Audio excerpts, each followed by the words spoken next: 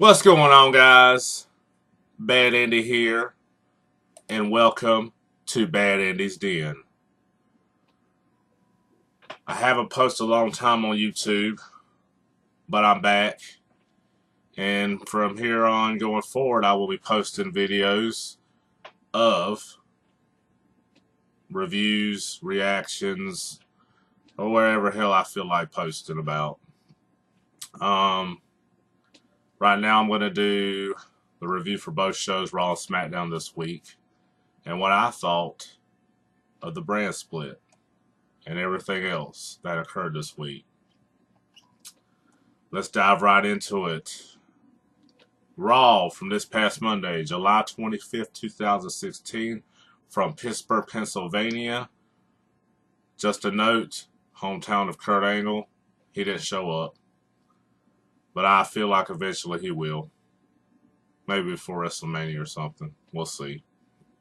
But anyways, Raw off the bat, Raw was great. It didn't feel stale, boring, predictable.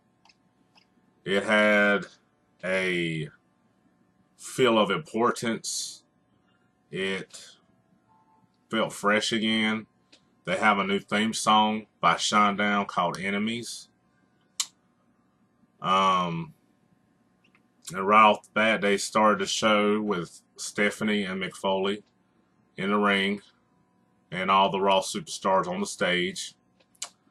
And they made a new WWE title belt called the WWE Universal Championship. Personally, I don't like the name of the championship.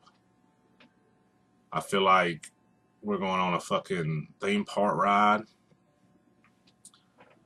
They should have given a better name than that, but that's what's going to be called from now on, the WWE Universal title belt. I seen a picture of it. The belt looks good. I mean, the belt looks kind of a blend of the old and more update to 2016. But personally, my favorite belt was the Eagle Skull belt. The Eagle belt, I'm sorry. Even though I like the Skull belt for Stone Cold Steve Austin as well, but that belt they had in WWF, that was probably my favorite belt. And the belts now are so atrocious. They don't have a good sense of importance. And in my opinion, the best looking belts right now is the United States Championship and the Intercontinental Championship. The tag team belts look awful. They like fucking pennies. They need to change that shit. And I tell you what, the belts need to feel more prestige again. Because sometimes the belts don't feel as important like they did back in the day. But maybe now that'll all change with the brand split and stuff. But anyways, they announced 2 Fatal 4-Way matches for the right to fight for the belt at SummerSlam. Seth Rollins was immediately in it. He was already thrown in the match. He's one of the contenders. So right off the bat, they had a Fatal 4-Way match. It was Rusev, Cesaro, Kevin Owens, and Finn Balor, who was awesome. And if you haven't seen his matches on NXT, you need to go over there and watch them.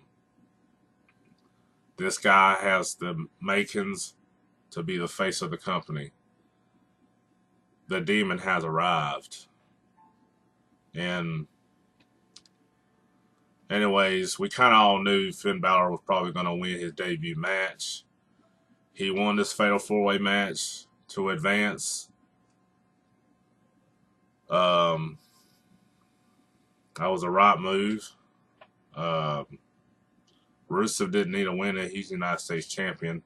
So I guess the United States Championship will be exclusive to Raw from now on. Anyways, we'll move on. Nia Jax debuted. It's a big woman. She kind of reminds me of Karma a little bit. She squashed this female jobber named Britt Baker. and she dominated her. Good debut for her. Let's see what they do with her going forward. Then they had another fatal four-way match. It was Chris Jericho, Sami Zayn, Sheamus versus Roman Reigns. The match was good. We all kind of predicted Roman Reigns was going to win that. I preferred Sami Zayn more. I wanted to see Sami Zayn and Finn Balor fight for the right to fight Seth Rollins at SummerSlam. That would have been awesome. But they didn't do it. So they went with Roman Reigns. And I'm telling you, man, they just need to turn Roman Reigns heel. He's got a full beard now. It would work. Turn the man heel. Get him something to work with. This babyface bullshit's not going over. Nobody gives a fuck. So please change that.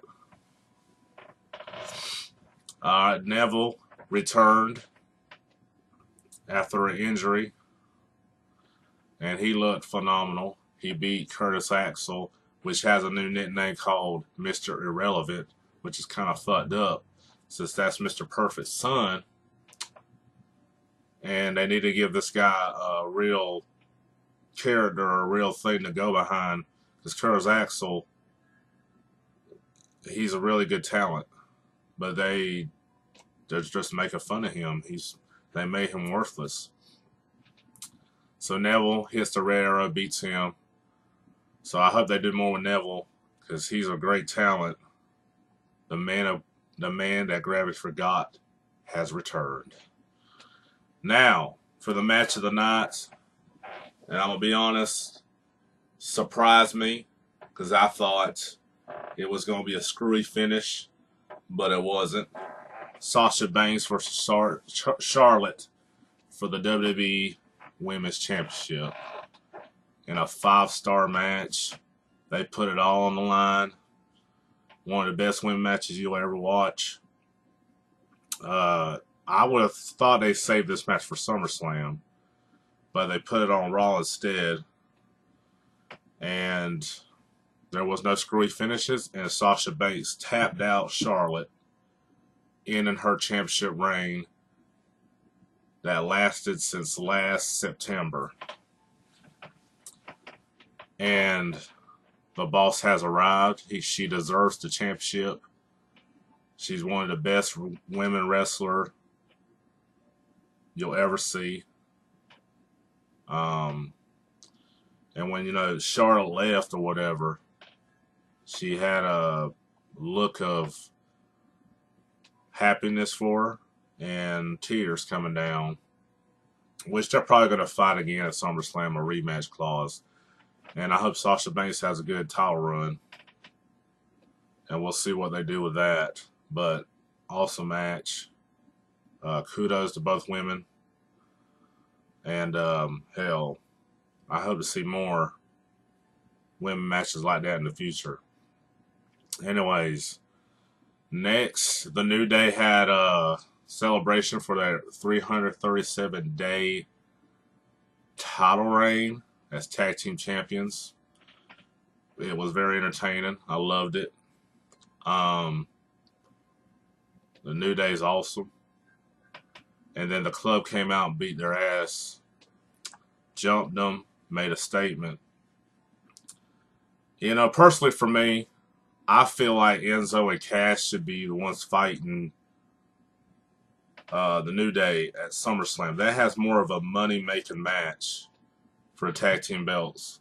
And I love the club too, but that should have been it. And Enzo and Cass should be the ones to beat the New Day for the tag team titles. Because Enzo and Cass is over. I mean, the crowd loves them. So they should do that. But it looks like they're going to do the club versus New Day at SummerSlam. Anyways, let's move on. Braun Strowman, he had not much of a new look, but he had a new theme song. And he squashed this guy, whoever the fuck he was, a jobber named James Ellsworth. And he beats him with a reverse choke slam. look like they're trying to make Braun Strowman more of a monster. And I kind of like that. That could work for him. But if they're going to do something with him, it's good to build it slowly.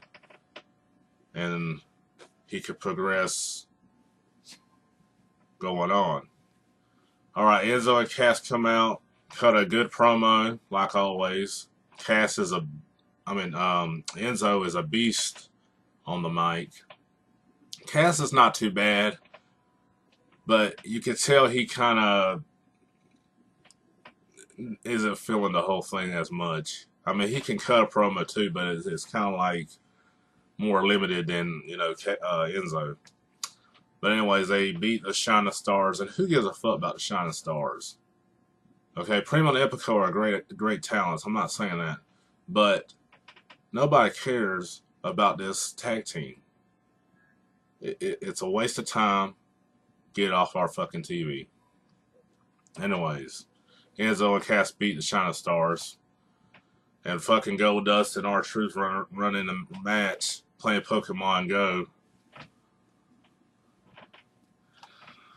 which everybody's doing right now, apparently. Hell, I'm doing it too. I'm not gonna lie.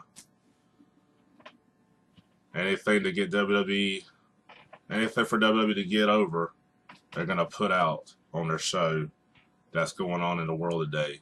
Anyways, the last match was Finn Balor versus Roman Reigns to advance to SummerSlam for the WWE Universal Championship.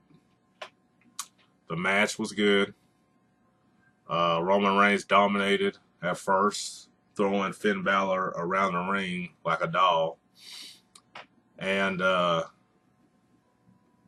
as all of us probably thought, Roman Reigns was going to go over and face Seth Rollins for a championship. And that wouldn't have been right since he just came from suspension and he fucked up. He needs to pay the price for that. He needs to start from the bottom and prove that he could still, maybe be the top guy. But I don't see that happening because WWE's done too much with this guy and the fans just boo him out of the building now. Just, turn him heel and then maybe try babyface.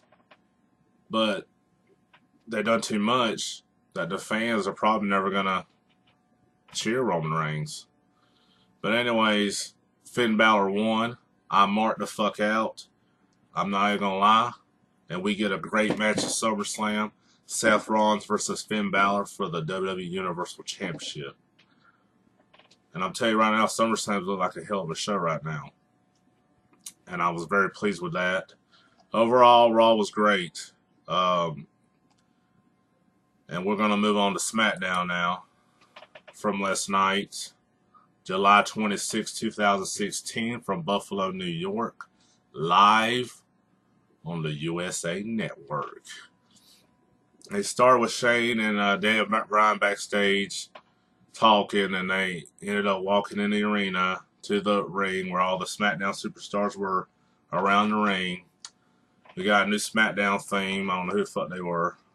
But anyways, they introduced Dean Ambrose, who won at Battleground and kept the WWE World Heavyweight Championship belt.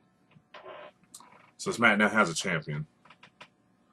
And so he got in the middle, and they announced a 6-pack challenge, which was going to feature John Cena, Baron Corbin, Dolph Ziggler, Bray Wyatt, AJ Styles, and then they had a battle royal to see who was going to be the 6th man in that 6-pack challenge. And the battle royal is actually pretty good. It looked like Kane was going to win, and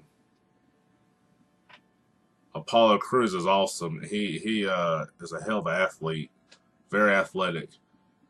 Kane was going for the choke slam, and he backflipped to his feet, and he pulls the rope down, and Kane falls over the rope, and Apollo Crews advances to the six-pack challenge. That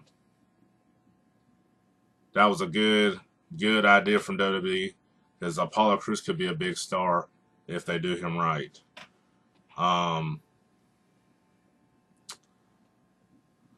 Then they had Becky Lynch and Natalya. They had a match there. We seen that at Battleground. And that match at Battleground was kind of boring. I'm not going to lie to you. The match on Smackdown wasn't nothing really different.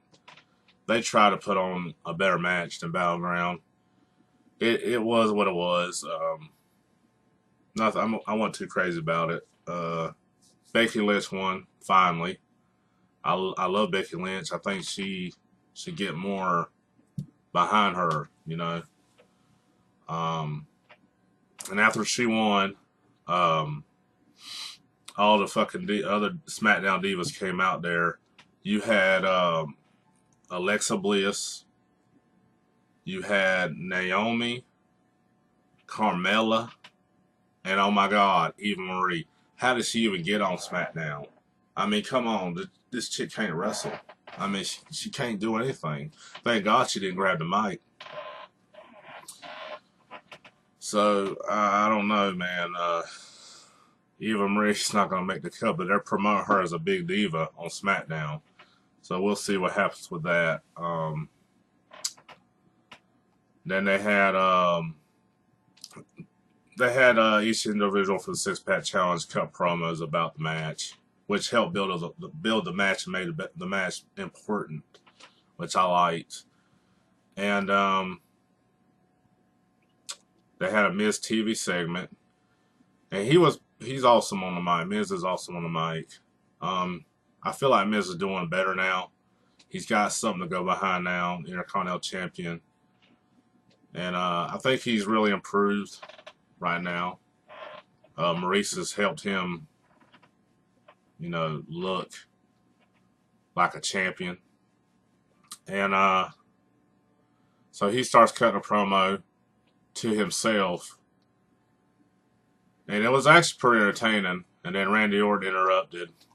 He finally returned at Battleground, RKO and Chris Jericho. And he come out there and cut a promo with Miz. It's pretty damn entertaining. So Randy Orton was talking about his match with Brock Lesnar at SummerSlam. I'm really looking forward to that. That's never happened. But they're over here talking about Viperville. What the fuck is Viperville? Bro, Randy Orton is not going to beat Brock Lesnar on one RKO. I don't know why they're having Orton say this. It's going to take a lot more than one RKO to beat Brock Lesnar. And he's not beating Brock Lesnar at SummerSlam. I think Randy Orton's going to give him a hell of a fight where Brock Lesnar goes over at SummerSlam. I don't care what drug violation crap Brock Lesnar has going right now. Randy Orton's not going over. They're not going to kill Brock Lesnar's momentum right now. And as they was talking, the Miz and Orton ended up in a match. I thought Orton hurt himself with his shoulder again, but he must have been selling the match. Miz beat the crap out of him for a while, and Orton hit 2 RKOs for the win. It did what it did. And then they did a video package for Shelton Benjamin returning, which is awesome. Because Shelton Benjamin is awesome. I'm glad he's coming back. He's one of my favorites. I can't wait to see him fight people on SmackDown like AJ Styles or Dolph Ziggler. You know what I'm saying. There's a lot of people he could wrestle on SmackDown with like awesome matches. And they also did a hyped video for American Alpha. They're an amazing tag team. They come from NXT. They're debuting next week. I don't know why they didn't put them on this show. And then Heath Slater jumps the rail, gets in the ring, and starts talking. And he cut a pretty decent promo. I mean, Heath Slater can talk on the mic. How he was like the hottest free agent in WWE. And Shane came out there and was like, you need to send your resume or whatever, making him look like a fucking joke more. And him and Shane was going back and forth. And then fucking Rhino returned, speared his ass, or I'm sorry, gored his ass. I loved it. Glad to see Rhino back. He'll help Smackdown as well. And then we get to the six-pack challenge. Bray Wyatt cut a promo before the match. Bray Wyatt's awesome. I love this character. Overall, he might be my favorite right now in WWE. So anyways, the six-pack challenge. Bray Wyatt, Apollo Crews, Baron Corbin, Dolph Ziggler, AJ Styles, and John Cena. It was a hell of a match. I hadn't seen a six-pack challenge in a couple of years. It was really good. And I'm not going to lie, I thought Bray Wyatt was going over in this match. I thought Bray Wyatt was going to go over this match. I knew John Cena and AJ Styles was not going to go over because I feel like they're going to finish their feud at SummerSlam.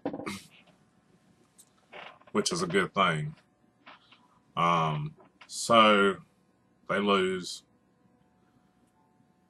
And Dolph fucking Ziggler goes over. And I thought that was awesome. I didn't see that coming. Dolph Ziggler deserves this title match against Dean Ambrose at SummerSlam. And now you got a hell of a match between them two. Because they could steal the show. If Seth Rollins and Finn Balor don't, these guys can steal the show. Because they're both great wrestlers. So we have our championship match at SummerSlam. Dolph Ziggler versus Dean Ambrose. I'm ready for SummerSlam. It's going to be a great pay-per-view. I like how they're giving Dolph Ziggler and Finn Balor the title matches at SummerSlam. They both deserve it, and they're awesome. And in closing, Raw had the better show this week. Great show. SmackDown show was really good. It needed it. It needed to be live. I like the whole live thing for it. And I'm glad it's on Mondays and Tuesdays now. So, from going on forward, I think WWE is going to be getting great again, feeling important again, and I think it's going to work out. And I'm very pleased with it. All right, I'll be back next week with the Raw and SmackDown review. I'll probably post some other videos this week or other things. Hit the like button for me, y'all. Show your love and support for that boy Bad Andy. I'm out. Have a good one.